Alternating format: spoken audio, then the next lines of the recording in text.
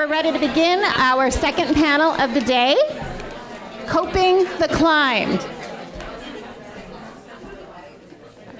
All right, everybody. Ready? While we all have heard what coping the climb, we've heard that throughout our careers, right? But what does it really mean? And how do we do it for ourselves? You know, this thing that they call a life-work balance, how do we work that into our schedules and make it look like we know what we're doing in both places? We surrounded ourselves with the right people, and we just have to bounce things off of them. And that's really what I think we're all here for today, to just get another one little tidbit of how we do that. Our moderator for today's panel is Amrit Walia, our also sponsor for the day, Wells Fargo. And I don't think I need to introduce her again with all her accolades, because we all know she's great. She knows how to get ahead. And with that, please, Amrit, come up for today's panel. Well, did everybody enjoy lunch? And especially those naughty cookies at the end of the table? So, you know, today's panel, or I should say our second panel, and hands, a good hand to the panel before, they were excellent. Really, I learned a tremendous amount. Really wonderful job. This discussion is really centered around cultivating success, right? So building on the earlier panel where we talked about a lot of things, but certainly seizing those opportunities for ourselves, taking ownership of it and running with it, being bold, if you will. You know, once you find yourself in the seat where those opportunities are starting to, you know, have some form and some material aspect to it in our careers, the question becomes, how do we maintain it? Right? How do we continue to build on our success and thrive in that kind of environment? Because the pressures mount, the responsibilities grow, and life gets a little more serious sometimes, right? And so I won't say there are any tricks to the trade. We all have lessons learned throughout our journeys, but it can be exciting, it can be fun, it can be challenging, and there's never a day where you don't have the opportunity to learn. And so I'm going to take a moment just to introduce you to the ladies on our panel, all very, very accomplished and amazing women who have stories to tell that I hope you'll learn from. We have Laura Matos here from Kivvit. We also have Jennifer Phillips Smith from Gibbons, Judith Sheft from New Jersey Innovation Institute, and Stacey Roman on my team at Wells Fargo. And then you all know me already. So, you know, before we jump into a lot of questions, I'm going to ask each of the women on the panel just to introduce themselves to you, tell them a little bit about their journey and, you know, what they're all about. So, Laura, can we start with you? Of course. Hi, everyone. Thank you very much for having me today. My name is Laura Matos. I am the general manager of Kivvit in New Jersey. We are a public affairs consulting firm. We have 5 offices and 80 employees across the country. And my path to Kivvit started about 20 years ago in politics and government. Got thrown into a political campaign and then worked in the governor's office for 8 years for 3 different governors. Then, you know, the nature of politics, I was no longer working in the governor's office. And actually took time. I took about 4 months at that time and really took time for myself, which was the first time since I was 19 years old that I didn't work. I didn't have any responsibilities beyond what, you know, I felt my personal responsibilities were at that time. And then after that 4 months, about halfway through that 4 months, I realized I had to join the world of grown-ups again. So I got a job doing business development, marketing, and communications at a top law firm in New Jersey, which was something completely different than anything I had ever done. So, you know, forced to take a jump and just holding my breath and doing it. And then one of my closest friends, one of my mentors who I had worked with in politics and government, was starting her own firm, which started as M Public Affairs and is now Kivvit. And she asked me, she said, I'm starting a public affairs company. Would you come help me launch it? And my first response was, sure. What's public affairs? No idea what it was. But, you know, trusted, you know, that she was taking the leap and, you know, trusted that everything would be okay. So again, kind of holding my breath and jumping. And I've been with Kivvit for 8 years now, since its inception. And again, we have 5 offices, 80 people across the country, and every day has been an adventure. Thank you. I am Jennifer Phillips Smith. I am an attorney and a director at Gibbons PC. Gibbons is one of the largest firms in New Jersey, and we have proudly called Newark home for over 90 years. We also have offices in Red Bank, Trenton, and 5 other locations up and down the seaboard. I am a redevelopment attorney. It is my job to help developers and property owners to get all of the government approvals they need to build new buildings. So that means I help out with the redevelopment project. I should say help out. I lead the redevelopment project in Sayreville, New Jersey, where we are doing a $2.5 billion redevelopment of the former National Lead site. I am redevelopment counsel for the waterfront redevelopment projects in Asbury Park. I have buildings going up in Newark, in Atlantic City, and all over the state.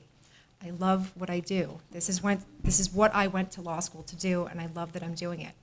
I've been with Gibbons for almost 12 years. I've been a director there for about 4. I've been an equity partner for about 2. In my home life, I have 3 kids. I am a single mom to 3 boys, ages 9, 7, and 3. I am in the thick of extracurricular activities. Last week, I went and got an approval for the first 15 buildings of the Sayreville project from the Sayreville Planning Board, and then came home and had to find festive holiday hats because the next day was festive holiday hat day, and we were not going to miss that. I'm also on the Board of Trustees for the Boys and Girls Club in Monmouth County, and I'm on the Land Use Board of Directors for the State Bar Association. So I live a very full, very chaotic life. When I was asked to be on this panel, we talked about work-life balance. I said, I don't know if I'm the right person. I know how to juggle. I'm not sure I know how to balance. But as we get into the panel, we'll talk more about that today. Judith? Hi, I'm Judith Sheft. I currently work at the Innovation Institute at New Jersey Institute of Technology. But before that, I started a career. I had career 1.0 was at AT&T in their semiconductor division. So that was a large corporate organization, really a very much male-dominated area. I was involved with setting up strategic relationships between AT&T and semiconductor partners in both Japan, China, Thailand, and Singapore. So I had an opportunity to really travel the world and do a lot of things. Many of you may remember a number of years ago, but almost about 20 years ago, the government decided that AT&T as a monopoly needed to be split up. So we cut it up this way and we cut it up that way. And the piece of the business that I was with, the semiconductor division, was really going to be headquartered in Allentown and Reading, Pennsylvania. And I kind of saw the writing on the wall indicating that they would probably end up being acquired by a West Coast semiconductor company, so I decided this was the time to go do something else. My degree's in mathematics, and I honestly thought that I would become a middle school math teacher, because I said, I know enough middle school math, I think that would be a great career to pursue. And I started at that time reading the Star Ledger, the want ad section, looking for middle school teaching jobs. And I always say, if I had not been looking for that middle school math job, I would not have seen that NJIT was looking to hire an associate vice president to help them with intellectual property. So rather than becoming a math teacher, I ended up transferring to higher ed and working for NJIT, first managing intellectual property, helping them with their technology and life sciences business incubator, and then 5 years ago when they set up the Innovation Institute, really working in cluster development, helping grow companies who were looking to scale up predominantly in the digital health and other space.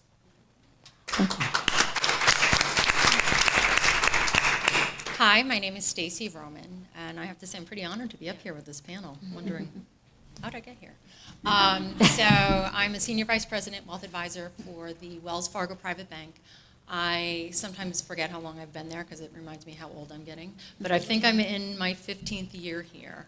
Started my career I restarted my career in my late 20s, early 30s at Morgan Stanley. I had made a shift in my late 20s saying, gosh, I really don't want to do what I'm doing the rest of my life.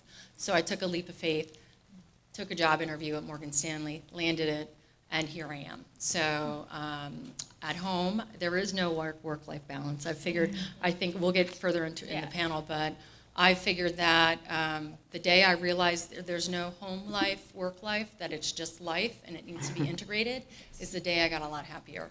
And I'll share some tips on that later. But at home I have 2 boys. They're 11 and 13 and super busy. So thank God I didn't go for the 3rd.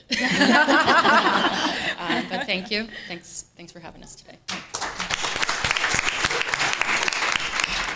And you all know that I'm with Wells Fargo as well, and I lead the private banking team in New Jersey. So it's a big group. It's about 383 people who I pride myself on having the opportunity to work with, because they're an amazing team that focus on clients and putting people first. And just when you think you've seen the best of people, they do something to surprise you, and just the way that they support each other and take care of our clients. So it's a privilege. But my career is one that I probably started out of the womb. I was the first of 4 children born to immigrant parents, and I'm South Asian, but my story is a little bit different, because my parents just raised me to say, go out there and get it. You're a leader. You can be the best. Just work harder, work smarter. You're better. And so, there was never a time in my life where I was afraid to try something, do something different, just be who I was. And so I was taught to own that from the first day. And I think it gave me the courage to do things that otherwise maybe I would have thought twice about when working with perhaps other colleagues who were better trained or more experienced or male or whatever the case may be. And being the older sister of 3 very rambunctious siblings who could get into every mess possibly imaginable, I think it helped me be a better leader, because my career's really been defined by 2 things. One being a leader, but the leader that sits in the trench with their team and takes shots like everybody else and rolls up their sleeves and gets dirty when they have to, and also a leader that puts people first. And the second is doing things that nobody's done before, pushing boundaries, trying new things, trying new ways.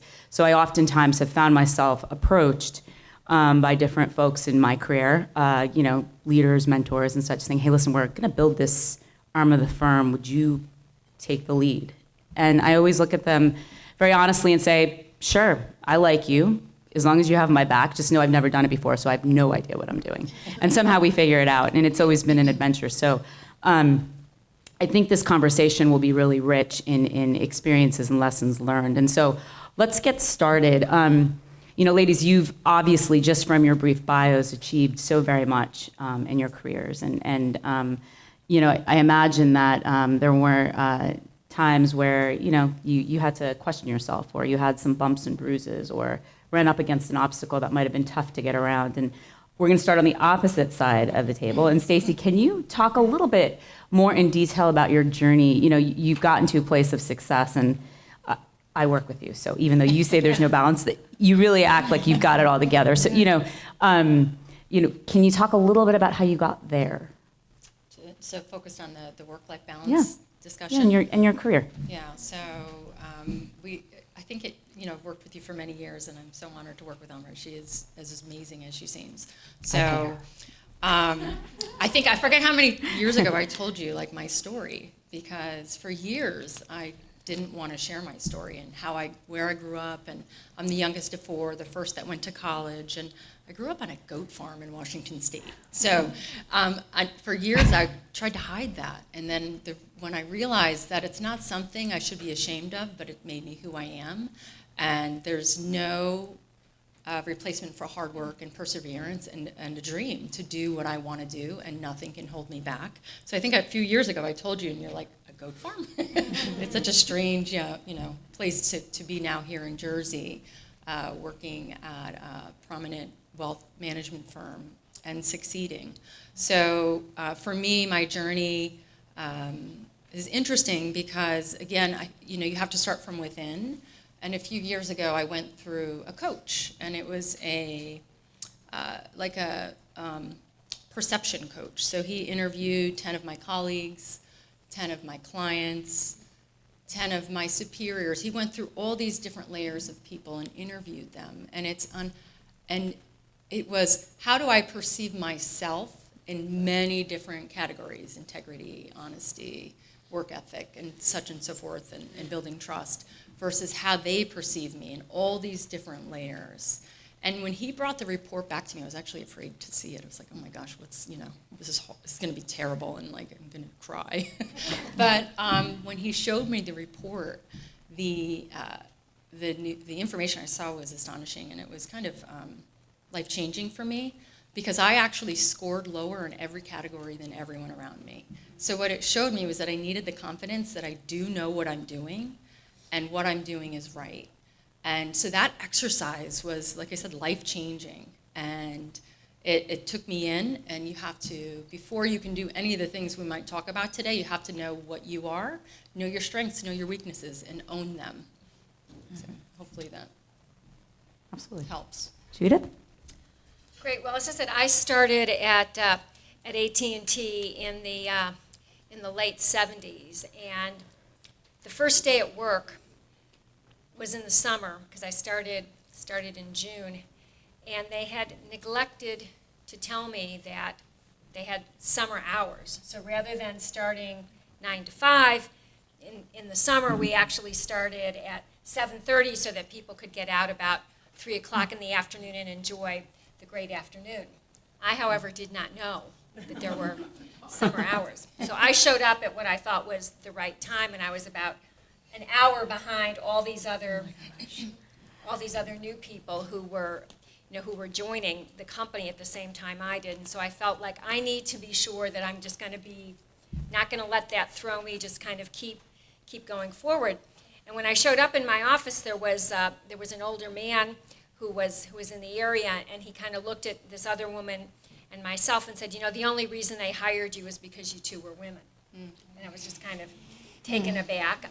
Again, back in the 70s, AT&T had been hit with a discrimination suit, so they were really very much focused on ensuring that they were trying to include a more diverse pool of candidates that they hired, which then always led me to really kind of think, and I think someone on one of the other panels had said it, like, what do you care what other people think? You have to do what you know is right. You have to keep moving forward. And again, the piece of the business that I was in, the semiconductor piece of the business, was very much male-dominated. The software area probably had more women involved in it. And I would go visit factories, and I would have people say to me, "Are you sure you can walk through the factory in those shoes?" I go "Don't worry, I can catch up with you. Don't worry, I'm going to be able to move forward." And then when I switched to academia, it was like a whole different culture, and being able to say, okay, how am I going to be able to succeed in this situation? How am I going to be able to build relationships with people who've been at NJIT for a long period of time? And what I found was important was to meet people where they were at. My job was working with faculty and students, helping them commercialize technology that they had been developing. So rather than make them come to my office, I'd say, okay, I want to come to your lab. I want to see what you're developing so that you can create those relationships with people. And I think it's important to be able to do that. As you think about how can I go forward, and I think one of the things that I also try to do even now in an academic environment is also create relationships with other universities, because there's many projects that NJIT is going to want to collaborate with, whether it's Princeton or Stevens, Rutgers, Rowan. We're all part of the academic community within New Jersey, so it's important to be able to develop collaboration skills, but at the same time be able to ensure that you're defending your position.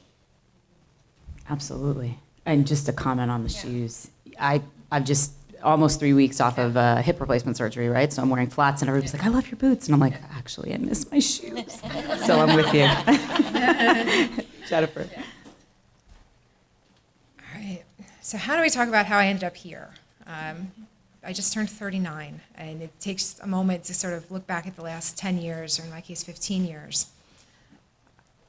So I knew I wanted to be a redevelopment attorney. I mentioned that. And that's because my father was in politics. He was a freeholder. He was very briefly a state senator. He was a mayor. My grandfather was mayor of my town. I still live in the same town. My kids are the 6th generation of our family to do so. And so growing up, I was the little kid sitting in the back of the municipal council chambers listening to council meetings and planning board meetings, who were almost all men, almost all the time. But I would get kind of brought along to all those. I was in the room when we were doing campaigning, and I just remember lots of men's shoes. Like I was only high enough to see lots of black shiny loafers. That was my life. But I knew I wanted to do something in community service. For me, I thought it was the Peace Corps. And I went to Georgetown undergrad, and I studied international economics, even though I had never left the country, because we couldn't afford to do that. But that's what I was going to do. I was so naive that I was going to go into international economics, even though I hadn't even been to Canada. But I did. And the first time I left the country was while I was at school to go to Thailand. I skipped right over Canada and went to Thailand. And I did a program that was all economic development based. And I loved it. But I missed being in New Jersey. And so I spent that next summer at DevCo, which is in New Brunswick. I was an intern there and was surrounded by great people who do great work in rebuilding New Brunswick. And this was almost 20 years ago that I was doing that. And it launched me towards law school. I said, I want to do this, but I want to do it as a lawyer. And then in law school, I was lucky enough, this is a full circle day for me, because the first law firm job I had was working for Lori Griffa as an intern. And so that summer, I was in between my first and second year of law school, I worked for what was then Wolf Sampson, and Lori was my mentor there. And now we end up doing deals together, so it really comes back around. But I knew why I wanted to go to law school. I knew what kind of lawyer I wanted to be. I didn't know anything about being an actual lawyer, though, nor about the politics of it, nor about what we did. I thought going into being a lawyer that you just had to be the smartest person there, that you had to read the most, that you had to write the best memos, the best briefs, and that eventually maybe you'd stand up in court. And you have to do all that, but that doesn't make you a good lawyer, and it doesn't make you a good partner in a law firm. And most people, I don't know if they realize, but as Lori mentioned, it's been 30 years since women started entering the legal profession in equal numbers to men, but we still have trouble cracking the equity ranks. We're still in the 15 to 20% category when it comes to breaking into equity. So for me, I had to learn a few years ago how to be a business person, not just how to write the best brief. And that has been life-changing and life-altering for me. And to get to where I am now, where I have to think of myself not just that I'm going to stand up and give the best argument, but how am I going to train the best team? How am I going to build deep and lasting relationships with my clients? And how am I going to distinguish myself in a room where, even though I'm not the little girl in the back anymore, it's still mostly men. And there's still a lot of shiny black shoes, even shinier now as an attorney. But how do I distinguish myself in that area?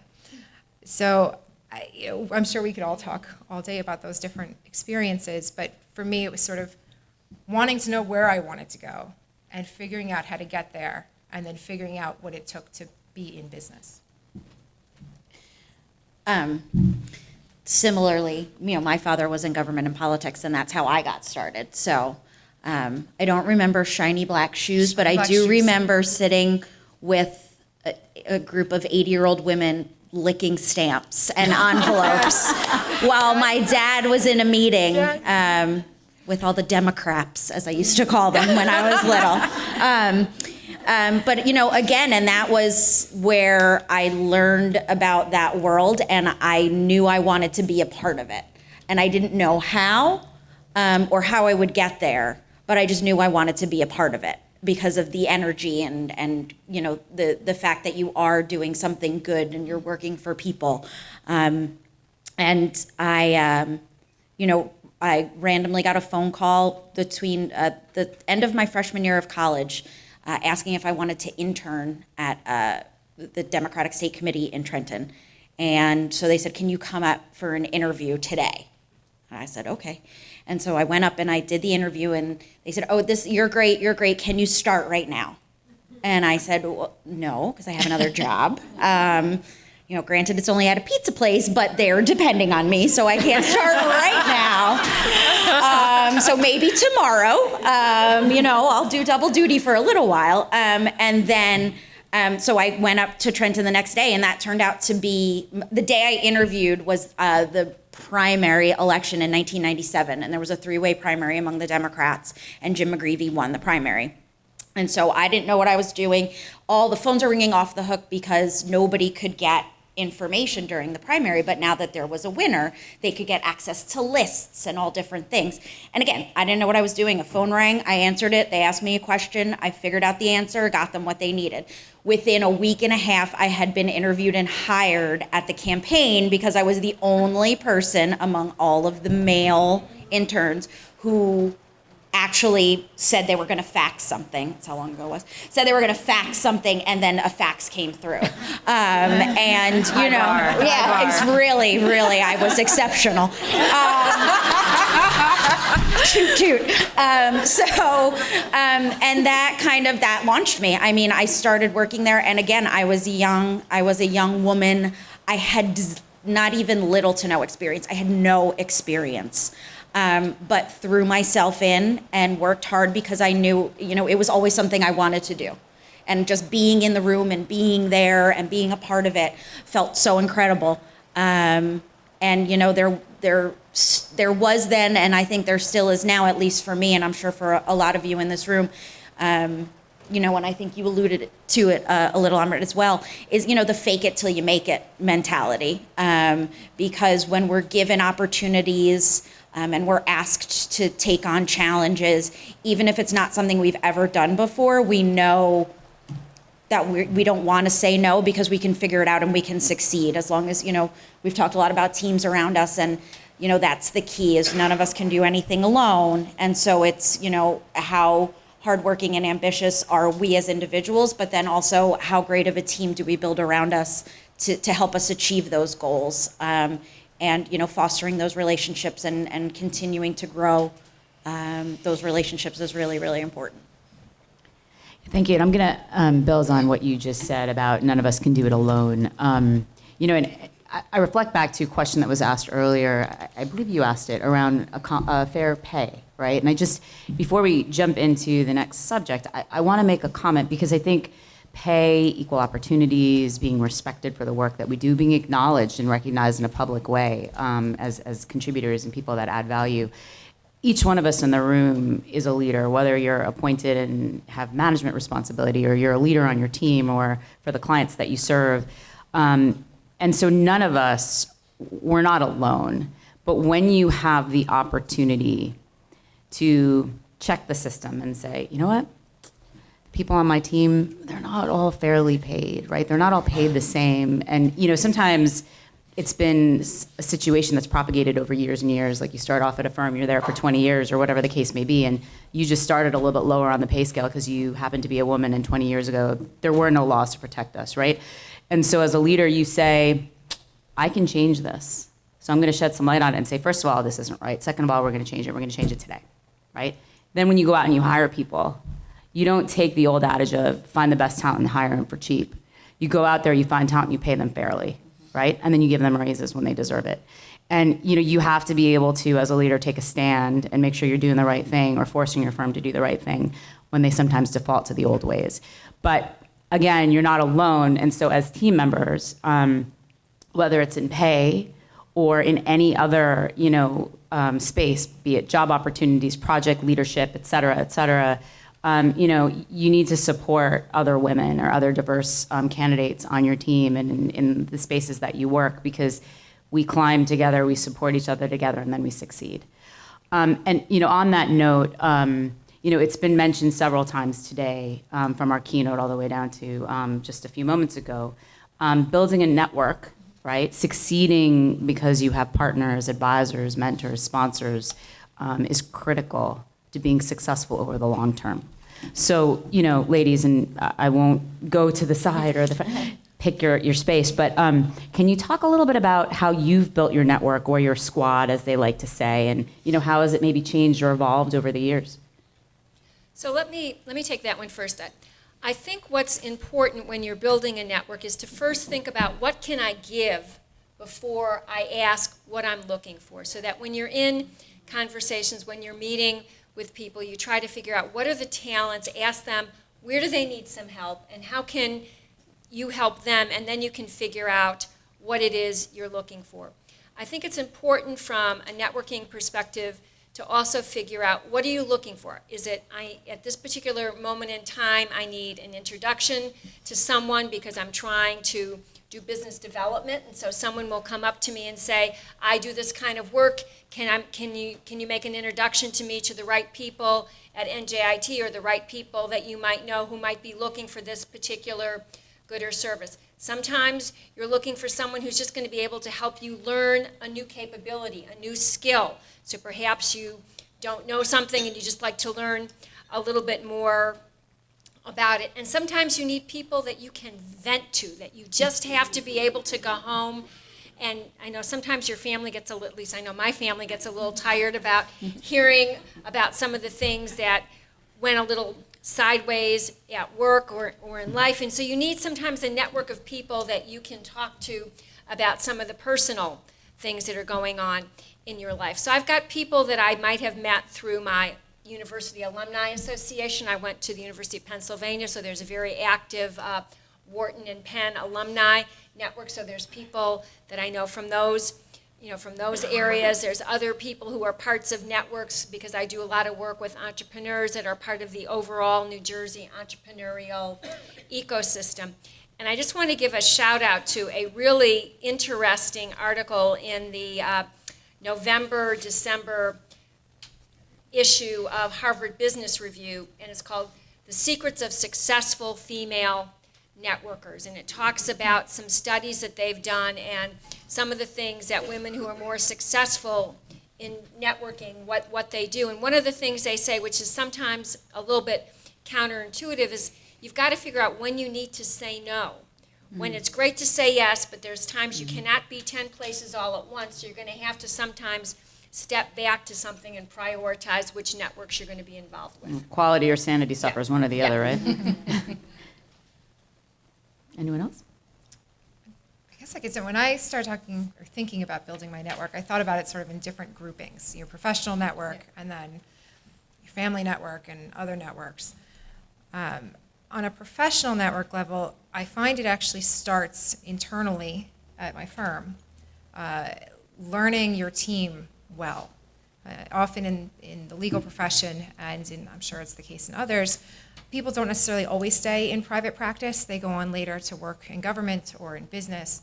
And so getting to know your own colleagues well, not just keeping your head down at your desk if you're in a large organization, but getting to know the people around you. And with all networking, it's getting past the, hi, my name is, and this is what I do, to what matters to you. Tell me about your kids. Tell me about what's bothering you. Tell me about what's on your mind. Obviously, you don't jump into that first, but it's developing those relationships that go past just a superficial, we have lunch once a month and we make chit-chat. When you get to know your team better, you can expand the work that you do. As a lawyer, I sell time. And I realize that I only have so many hours in the day. I can't make more. I have to eat. I have to sleep. I have to remind myself I have to sleep, but I have to sleep.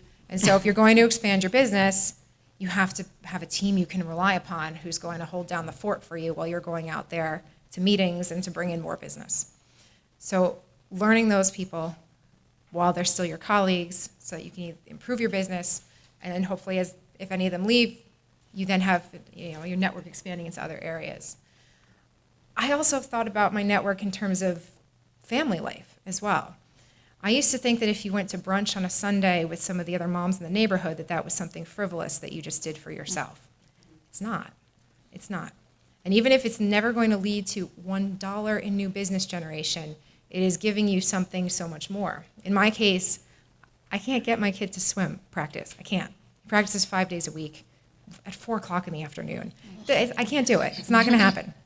But you build long-lasting relationships with the people around you who can pitch in, who can run that carpool, and I can pick up at 8 o'clock at night. That's my time. We're good. I will pick up your kid at 8 o'clock at night anytime you want. But you have to develop those relationships, and sometimes that does lead to new business opportunities. And you'd be surprised how someone knows someone who turns out is key in your next deal, and you didn't even know that would happen. And finally, when it comes to building your own network and networking, you have to do what's real to you. I don't golf. I'm miserable at it. When I went to law school, my dad bought me clubs and bought me 3 years worth of lessons. I'm not good. I cannot network on a golf course. I do not make relationships on a golf course. I get nervous. The ball goes off in different directions. We don't have real conversation. It doesn't work for me. You know what works for me? I'll take your kids to the Ice Capades. So if I know you well enough as a potential client or as a client, and I know you have young kids, I'm going to reach out and say, hey, we have tickets to Prudential Center to Ice Capades. It's not a traditional networking place, but I know you'd probably take your kids anyway. So let's go. We'll go together, and we'll spend that time together where I'm not worried about whether I've picked out the right driver. Probably haven't. So that's the sort of networking that makes sense to me, and to do what feels right to me, and to be a good person about it. And hopefully you end up building more and more relationships over time. I mean, Laura and I met today. Yeah. And within 5 minutes, we identified 6 people we had in common. And so it's just the way that kind of little veins go into little veins, and you get to know more of the people around you. And in my line of work, we call that power mapping. Yeah. So you look at somebody and then you look at who they've worked with, who they spend time with, who they serve on boards with, who their colleagues are that you may know. And I mini power mapped Jen. And I said, oh, she works at Gibbons. I have one of my closest friends who works at Gibbons. So I emailed my friend. I said, hey, do you know Jen? I'm on a panel with her. She said, oh, she's wonderful. She was the lead on this in the town that I live in. I said, oh, that's great. And then so Jen and I started talking about that, and she serves on a board with one of my best friends who was the maid of honor at my wedding, who I worked with starting in 2000 on political campaigns. So, taking that time ahead of time to do a little research and to look at who's going to be in the room, and who you may want to meet and what possible connections there are. Because, to echo what Jen said about, being genuine and personal and getting to know people, obviously I think that is a more female-driven tactic, but it's genuine, and when you find a common thread, it really resonates, and it really helps to start to lay that groundwork for those relationships. And again, sometimes it may lead to professional partnerships or business, but other times it leads to just genuine friendships. And every relationship has its own value, whether business or otherwise.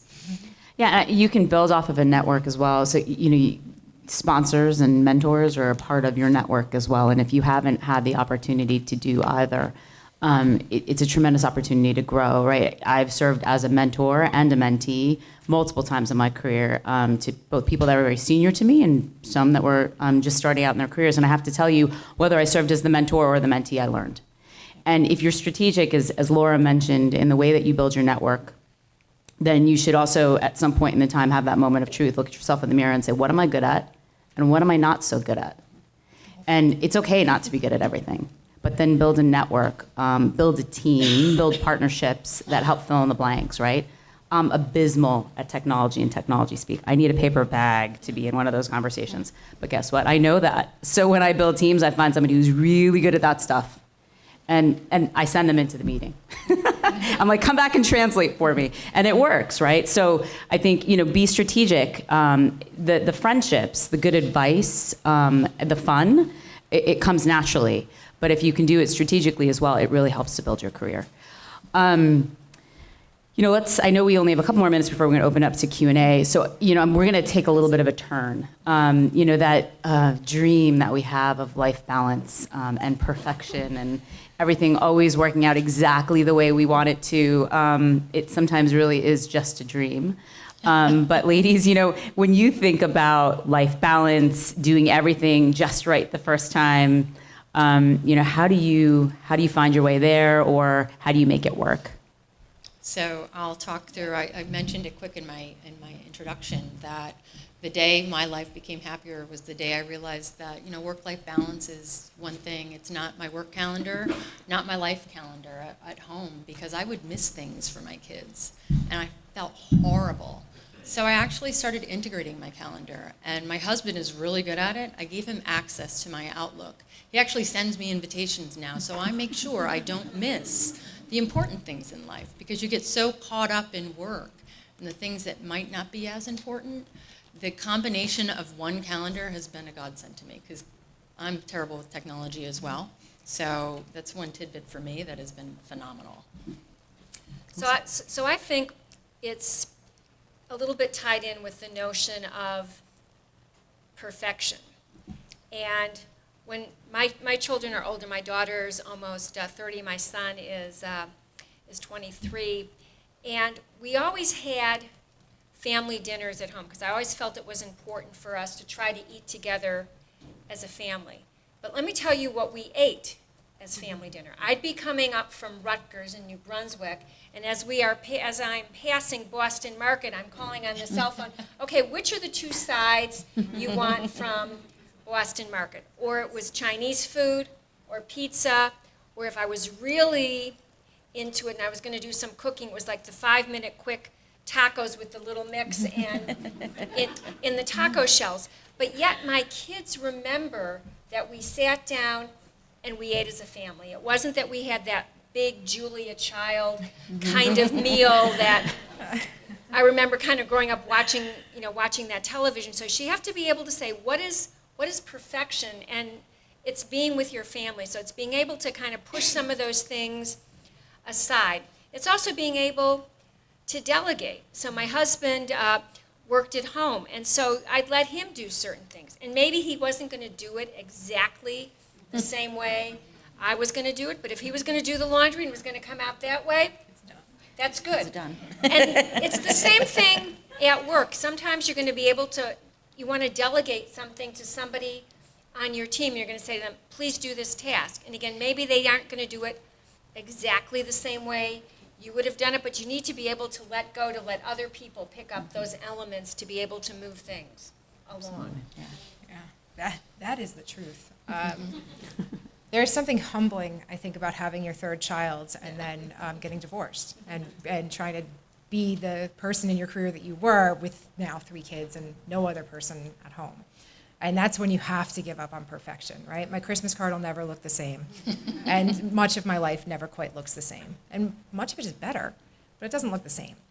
So trusting other people, I have to trust that the brilliant attorneys that I work with are going to run with files. Like as I'm sitting here today, there are 7 brilliant attorneys running with very important things for me so that I have the luxury to come here today and not be behind my desk. And I have to trust that they're going to do it right. And when I get back and look it over, it's going to be top notch. If I tried to do everything they were doing while I'm sitting here, I would never sleep. We already talked about that. It's something I have to do. I have to trust that my kids are building wonderful relationships with their mother, or with their grandmother, my mother, who lives next door, and with their other grandmother, who lives on the same street. I have the luxury of having my mother-in-law, myself, and my mom, all women, actually there's no men in any of the households, all living on the same streets, and who are my backstops. And I have to trust that maybe the dinner's not what I would have served, but it's dinner, and they ate it. Maybe. I hope. But it happens. I have to trust that the other parents in the neighborhood who offered to pick my kids up, and I'm going to get them later, that they're going to do it, and the kids are going to be there. And you know what? They are. I haven't lost one yet. Knock on wood. And I have to, sort of trust in myself that I'm going to not sweat the small stuff. I had there's an attorney at my firm who's been there many years, probably 40 years. And we were in the midst of getting ready for a trial about 8 years ago, and I was panicked, trial, lots of things that had to get done. It wasn't all going to get done. And he looked at me and he goes, there are 10 other people who could do this job at the firm. Not in a mean way. I said, but if we need help, let's get help. And then he looked at me and said, and anything that happens, we can fix it. Unless you blow a statute of limitations, then you call your carrier. But otherwise, we can fix it.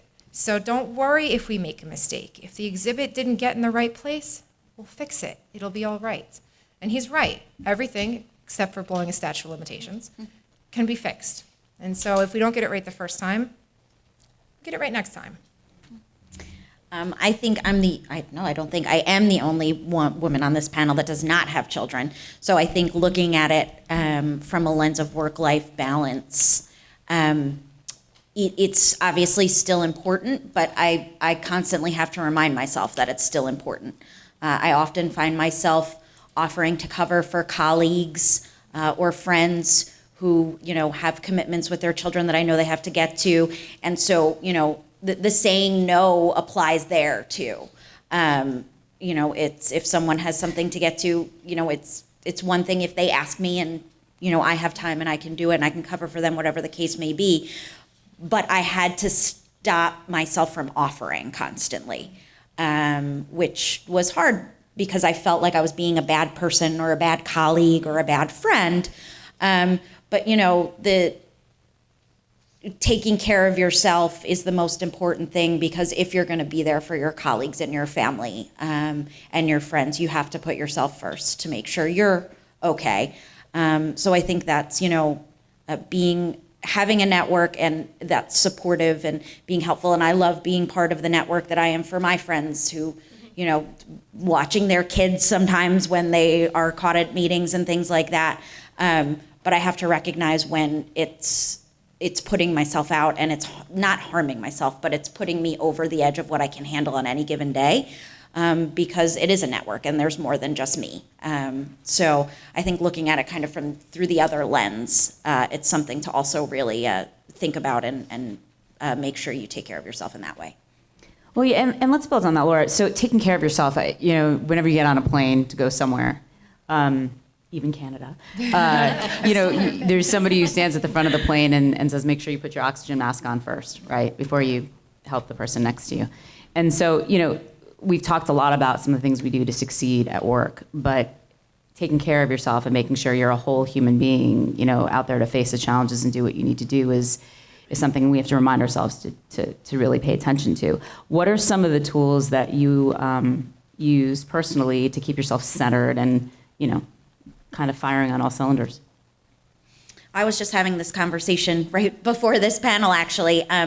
I've started using an app on my phone that does guided meditation. And I force myself every morning and every night to sit for at least 5 minutes and make myself breathe and calm down. And I could be doing this, I could be taking the dog out, I could be doing a myriad of things, but it is important for myself that I take that 5, 10, or 15 minutes and just relax, get myself centered, get myself prepared for the day that I had or the day that's upcoming. And again, I have to force myself to do it quite often because, again, there's so many other better things I could be doing with my time. But, that is the best thing because, again, taking care of yourself lets you be there for everyone else in your life and lets you be there to do the things that you want to do and achieve those goals that you have. It's funny you say that. I also started last year doing a nightly meditation as a way to help fall asleep, to turn myself off. But on top of that, I played soccer when I was in high school, actually for 11 years. And the thing that the coach would make you do when you talked too much was go run laps, right? You were talking too much, go run laps. I thought running was punishment. I thought exercise was punishment. I hated it. I stopped playing soccer in high school, and I don't think I worked out for the next 11 years. After I had my second child, though, I had to get myself back together. I was a mess. And I started running. And when the app on the Couch to 5K told me to run for a minute straight, I laughed and said, that's crazy.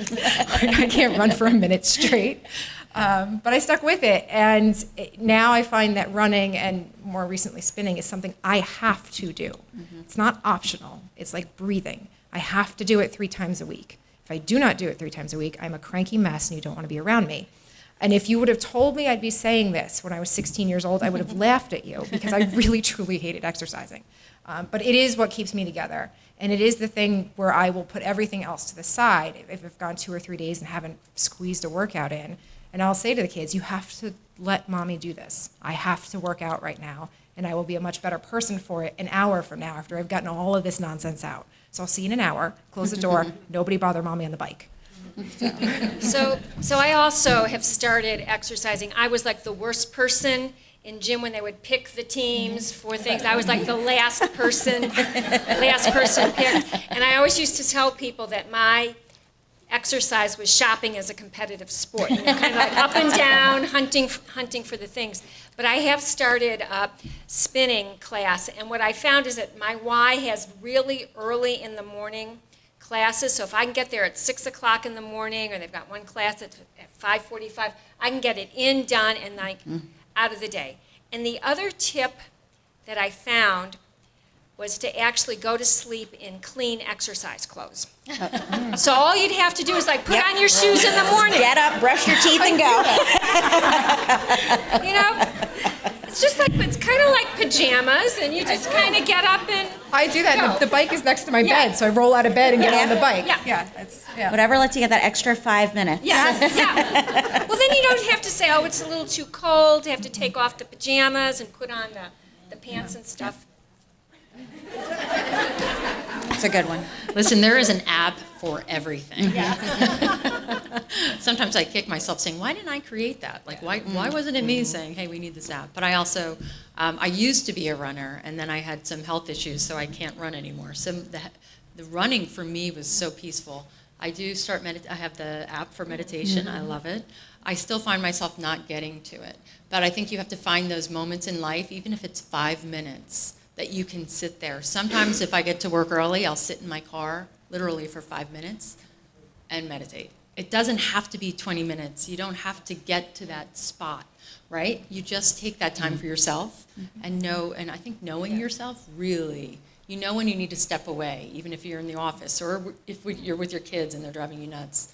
Walk out of the room. Count from 10 to 1 backwards. Do whatever it is that makes you tick. But no excuses. Just do it, right? We all can think of a million excuses every day to not do something. I like that we're in the workout close to bed. We all know what we're wearing to bed tonight. Thank you for sharing that. Now we get to open it up to Q&A from all of you. So does anybody have any questions they want to ask?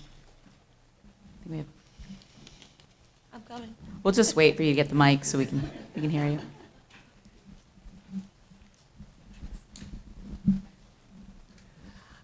Thank you all for those tips. I have a question and a comment. Well, first of all, what app are you guys using for meditation? Because I have a lot and I never seen. They don't work. for me. Headspace is really good. Yeah, so I use Headspace. And simple something. I have to look at my phone, but I'll catch you after and let you know. I use Peloton, which perhaps I shouldn't be saying, but I bought it for the spinning, but I actually meditate more than I spin now. And my comment is someone told me recently, and this actually changed my whole mindset, to trade expectation for appreciation, which kind of goes to what you were saying. My husband works from home. I never get home in time to make dinner. He does a lot of the things around the house, and he doesn't do it the way I would do it. But instead of not appreciating it, I do, because whatever he makes for dinner, I'll eat. However he wants to wash my clothes and fold them, it's fine with me. So once I change that, then you're also not disappointed, and you just appreciate. I thought I'd share that. I guess one other comment, about laundry. When I first got married, I realized, sometimes you had to do laundry because you ran out of underwear, and then I'd say, well, this is really kind of silly. You might as well have 100 pairs of socks. Why should that be the limiting item? Right, exactly. That you have to, so we would have drawers full of underwear. Yeah. Myself, my kids, everyone. Yeah. That's an easy way to compromise. Yeah, just buy more.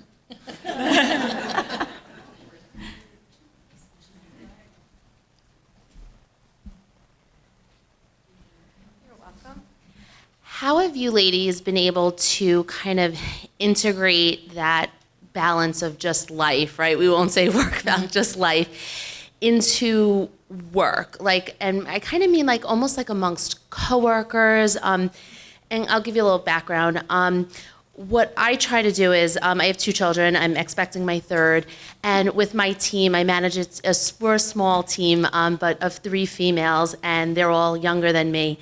And I try to just be real with them. I'm a really authentic, genuine person. So I don't hide when, oh my God, Eleni, remind me in 15 minutes I have to leave to get my son from latchkey. I have to leave. I try to do those things, and I don't hide it because I want them to feel like that's okay, and they don't have children yet, but when they get to whatever is important for them, and I want them to feel comfortable. So I don't know. I don't know if that's the right way, right? I've never done this before. I've never managed, I'm a couple years in with children now. So have you ladies experienced that? Was there backlash? Did it work well for you? I don't know, sorry, long-winded question.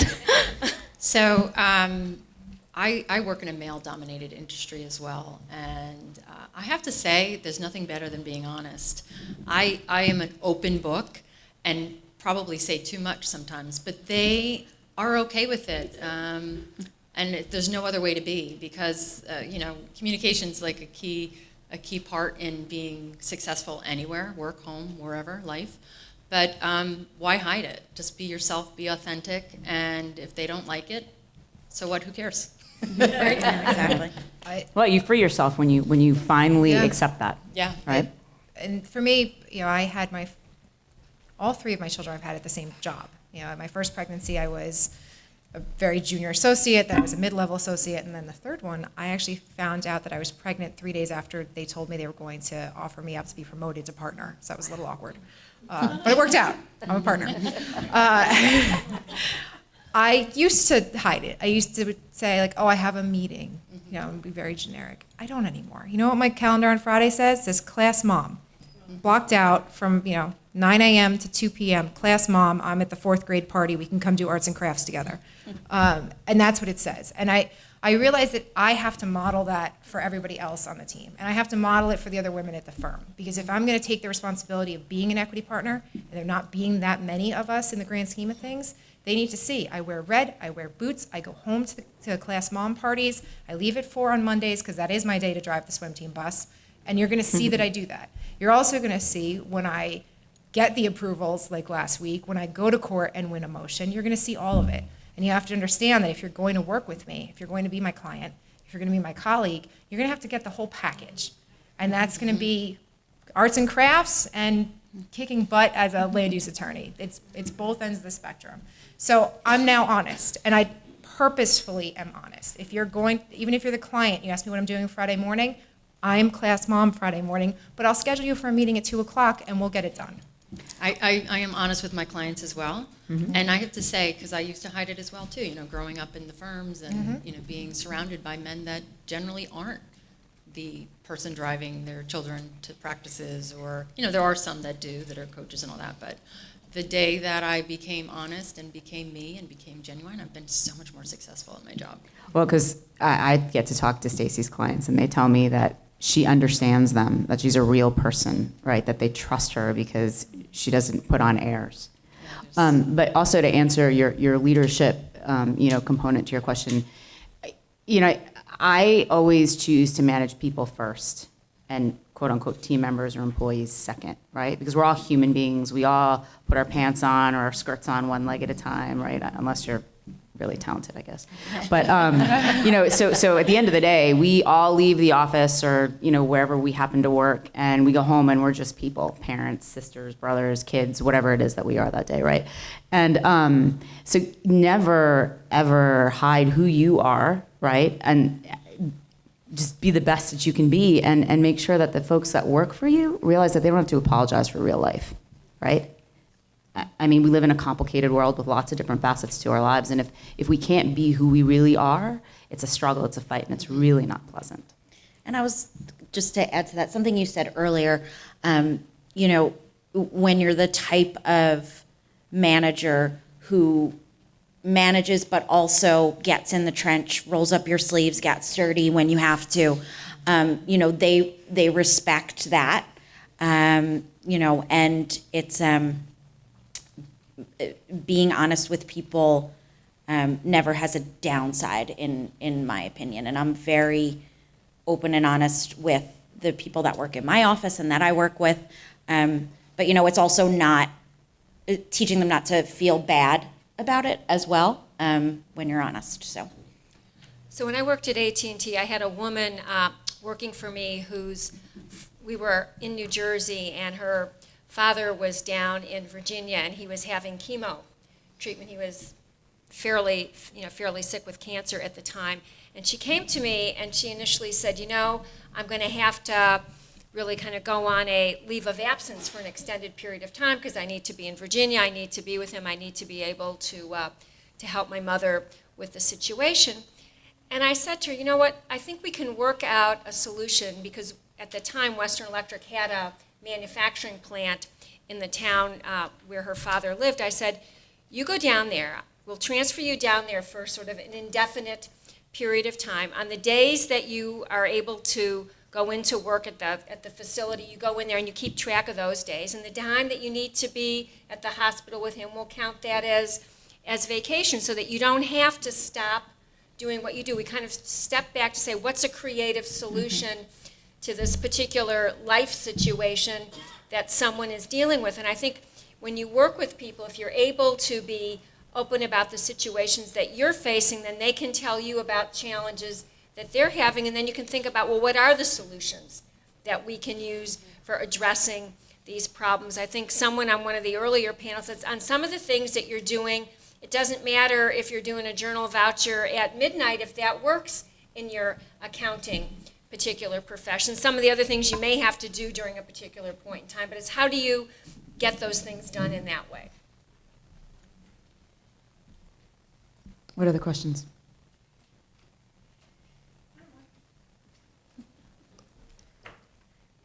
I don't know if she's allowed to ask a question. She usually asks good ones, so we're okay. I was just wondering, we talked a lot about building relationships and mentoring, and I heard some of you say that you were on boards.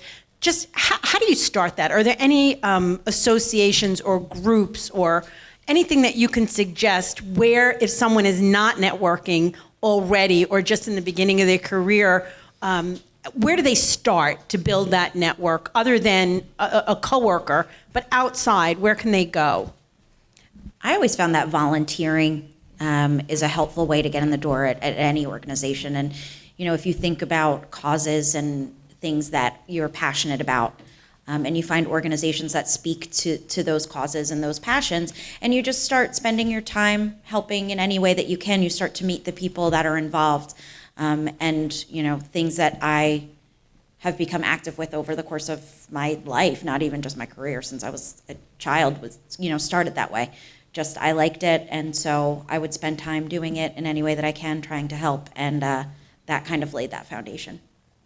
I would echo that. Just find a cause that you are really passionate about and enjoy, because if you go in and volunteer and you have no passion and you don't enjoy it, they'll see it. So as you grow up in that organization, and if, you know, eventually maybe they ask you to be on the board, or just be a people connector, right? Like listen, and I don't mean just listen, I mean like really understand and hear people. And, you know, I was talking to someone earlier, I'm like, you know, people think they're good listeners, but sometimes they're just waiting to see next what they're going to say. But, so really just understand and take the time to listen to people that are talking to you when you are volunteering. I think volunteering is a great idea, because it will lead you on that path of, might not be where you're volunteering, but you might meet somebody there that strikes something that makes you want to be involved. I also think trade associations. So there's, again, depending on the industry that you're interested in. I'm in the tech field, so the New Jersey Technology Council, Bio New Jersey, some of those trade groups are places that you keep going, and then you meet people that you've seen many times, as well as coming to breakfasts like this one that you know, that NJBIZ is running, where you just start meeting people and you go like, oh, for example, Marilyn and I met at a couple of other events, and now when we see each other, we continue to stay connected. The Chamber of Commerce. Yes. And, you know, for those of you who work for larger firms, oftentimes there's a foundation or a philanthropic area of your firm. And again, depending on how large your company may be, there are sometimes, you know, levels that go up to the national. And if I can tell you one thing, serving on it and you know, working as you know, somebody who influences in New Jersey, you're always looking for people to serve on a board or be a part of a committee to represent your firm and, you know, to try to get involved in the community and do good. So if you work for a firm that has that kind of department, inquire. And if you don't, you know, you can just proactively search it out on your own, right? If there's an organization that you find value in or you find interesting, go online and look them up, and I'm sure they have, you know, a leadership team, and they probably have a board of advisors, and you can reach out and say, hey, listen, I'm, you know, really invested in your company, or I love what you do, and I would love to participate or help. And oftentimes, you won't get invited to the board right away. You'll be invited to serve on a committee, and they want to see if you're really invested, if you're really interested in helping, and if you show yourself well, then oftentimes they'll invite you to be a part of the board. So There's always different routes to get there, but if you're interested, I'm sure you can find it. I was going to bring up so we actually, Amrit is our executive sponsor for it, but in Wells Fargo, we're a big organization. But I don't know, 5 years ago, I think, 6 years ago, we started a Women of Influence Committee. And we go out and serve together internally and help women in just different aspects and educate them. And, we did it on our own. We started it. And it's been going strong and getting bigger and bigger. So if you're at a company and you have the passion to go out and do good, go out and do it together, because together you can do more, right? Absolutely. So find people like-minded, like yourself, if you're at a big enough company, or even go on the outside and form your own committee and go out and volunteer, or go out and add value somehow.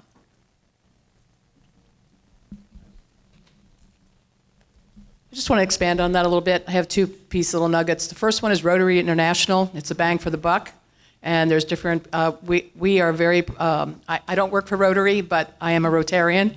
And there's things in every town that there's a reason to join. You can go to lunch, you can go to a dinner, you don't have to be there every week, and there's plenty of opportunity for that. And it's also, like I said, a bang for the buck as far as charities are concerned. They are the number one. And Bill Gates matches Rotary for ending the polio. So it's a great organization. The second thing is, if you're really busy and everything else, my friends couldn't try to figure out why my husband and I never argued about laundry and everything else. It's because we found a place, we dropped it off, it came back. In fact, it was creased. Even the underwear is unbelievable. So if you want to do that, go for it. Anyway, thank you.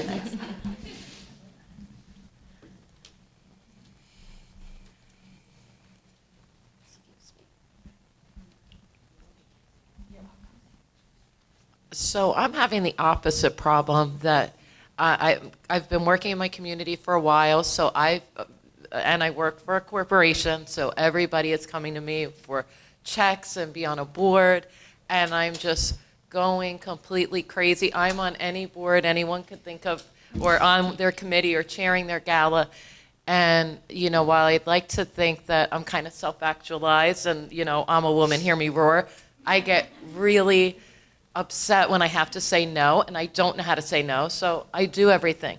Because I have all of you here on this panel, could you tell me how to graciously say no to some things? So I just learned that because I'm on 4 boards and I serve on 2 additional committees beyond that. So life is really busy. But I gotten to a point where I know that if I say yes to anything else, I'm not going to do it well. So first I ask them, I thank them for considering me, because it's an honor and it's a compliment for sure. But then I ask them, what's involved, right? And if it's like a no problem, easy, once a year, meet with us for a half an hour kind of thing, sure, I'll fit it in. But if it requires time and an investment of effort that goes beyond what I have the capacity to deliver, then I say, look, you know what, I very much appreciate it, and I'll do whatever I can to support you. But unfortunately, right now I'm stretched too thin. And I know that what you need is not what I can give, and I don't want to let you down.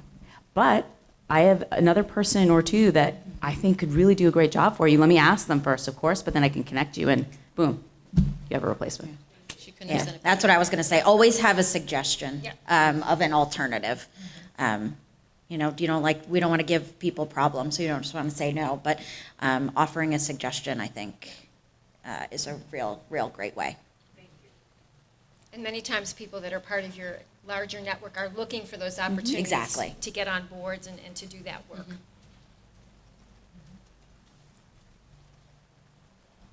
Any more questions? Hi, my name is Keisha, and thank you again for coming out. I do appreciate all the information and knowledge that you have provided to us. But I wanted to ask, where do you go to get inspired within yourself? I mean, do you spend some time like reading a book, or do you have a journal or something? Where do you go to become more inspired with, the job and stuff, the tasks and what you have to deal with every day? So I like to listen to podcasts in the car around different things. So I listen to Malcolm Gladwell on revisionist history or Freakonomics, and now there's one podcast that I just started listening to called Cautionary Tales, so that while I'm driving around, I'm able to kind of listen to things and go like, oh, they talked about this about innovation, and I'm involved with innovation. Like, this is a really great podcast, and I need to now share it, with other people that I'm working with. So I find podcasts really great. Yeah, I tend to fall asleep reading books. I know. It's hard, me too. It's one of the reasons I do go to sleep with the books, but I am also on the road a lot. So I've downloaded the Audible app, which are the books. And sometimes I don't want to listen to something that's going to teach me. I just want to be lost in some fiction. But those are the times, if I'm going to be in the car for an hour, Audible's been wonderful. So. I would add, you spend time with the different people in your life, and chances are there are some amazing people in your life that are doing really interesting things. And so oftentimes I'm just inspired by the people around me. I'm inspired when I come to events like this and get to hear other people's stories, because, oh my gosh, how many women got to tell their story today that inspired you in some way, I'm sure. If you were impacted even 10% of the way that I was, then you're going to walk out of here, on fire. And then I also spend a lot of time with young people. I mean, I have a son; he's a teenager, so he sometimes inspires me in different ways. But when I spend time with young people, I find their perspective on life is so refreshing and exciting, and I don't know, it just gives you energy like you don't get from anywhere else, even though they do sometimes exhaust you. But Yes. yeah. I just to sort of build on that, and this is somewhat outside the scope of what you asked, but last year I had the privilege to be part of the Lead NJ program, which is a year-long fellowship that focuses on leadership, and every month they focus on a different policy topic. And so, my life at work is economic development, construction, redevelopment. I'm in, this much. And it gave me a year of seminars to focus on more.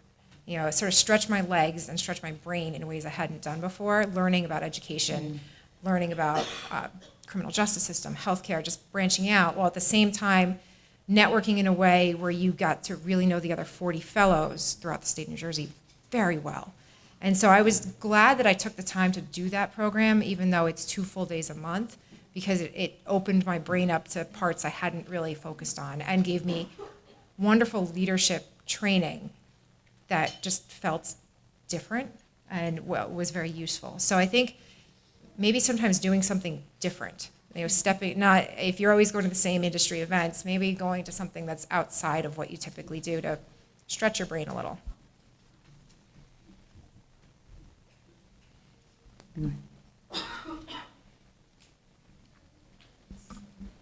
I just wanted to comment on inspiration. I would always feel that more is better. And I love to learn, I'm very curious, but I never had an off switch.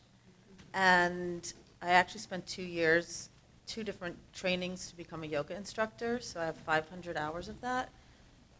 But what it taught me, ironically, the biggest lesson I got from that is to do less.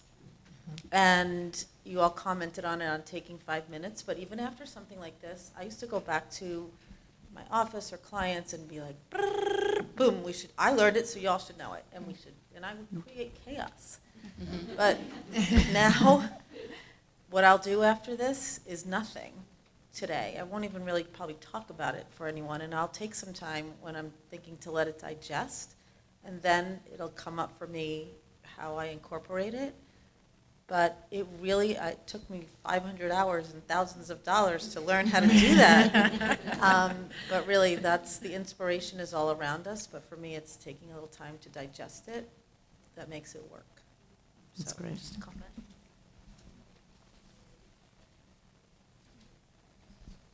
I think we have time for one more question if there is one.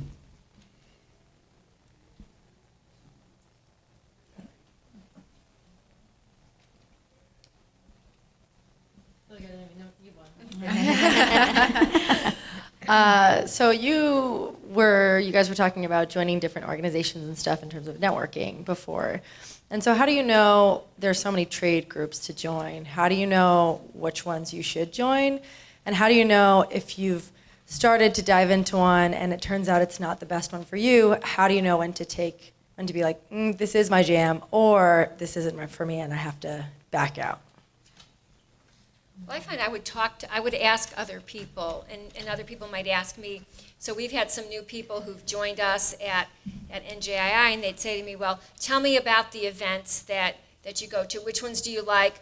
Which ones don't you like? And honestly, sometimes, you look at an agenda and you'll think, oh, this looks good, and you'll go, and it will be good, and then you'll see something else that they're doing that is kind of off topic and isn't really particularly of interest. You need to be able to say, okay, even though I go to a lot of events from this organization, I'm not going to that one.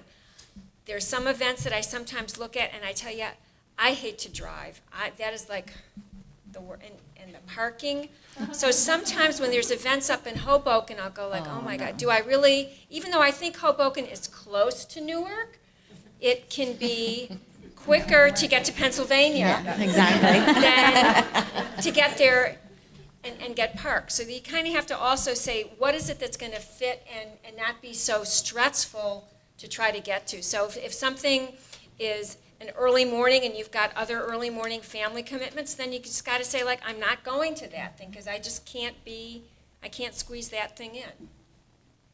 I have to say, it goes back to being honest. Even if you're involved with something and it's just not working out, go up to the person that's running it, if you're on a board or, for instance, or involved in a committee, say, look, this isn't what I thought it was going to be, and just say, for whatever reason, I'll either find someone to back me up or, it's not working for me. But honesty is always the best. Not always easy to hear, but. And it's not a lifelong commitment. Yeah. There's been many organizations over the years that I've maybe done a program with them, and then that was it. You kind of ask yourself, why am I going to this event? And it should be more than I just want to network. It's why am I going? I'm here today because I love the idea of spending an afternoon with 100 brilliant women. I go to bar events not because I want to generate business, but because I want to spend time with other people in my field and bounce ideas off of them. Oh, that's not like going to a bar to have a cocktail? No, different bar. No, that's good too. Right, yeah. I can tell you. Everything has its place. Attorney bar events are not nearly as fun as other types of bar events. And as a liquor license attorney, I know the difference. But ask yourself why. Why are you at this? Why am I going today? If you don't have a good answer to that, you probably shouldn't go, because you only have so many hours in the day, and you can't just sign up for things because it's sort of fleeting or you're supposed to be there. Why are you here? And if I don't have a good answer to why I'm going to something, I politely bow out. Or if I've gone to the event and I went there for a particular why and it didn't really meet that, then perhaps I just don't go to the next event for that organization. And it's okay to try out different things because you're going to meet different people in different places, and maybe the next organization you try is where you were meant to be. And I don't think, I agree with Jen 100%, and I also don't think it has to be an all or nothing. Correct. To Judith's point, you can look at what the agenda is and, figure out what works and, mix and match and see where kind of you feel the most fulfilled and the most at home. Well, I think that rounds it out. And I'm going to turn it back to Linda. Thank you, ladies. Thank you. Just a little housekeeping before we actually close up. Coverage of today's symposium will be on NJBIZ's website tomorrow. And again, more full coverage will be in our print edition January 6th. You can also get to view that on NJBIZ's YouTube channel. And probably in about a week, we'll send out an email letting you know exactly where that YouTube channel is. And at that time, you'll also receive an email that's got every single quote that is out on that wall today. Okay?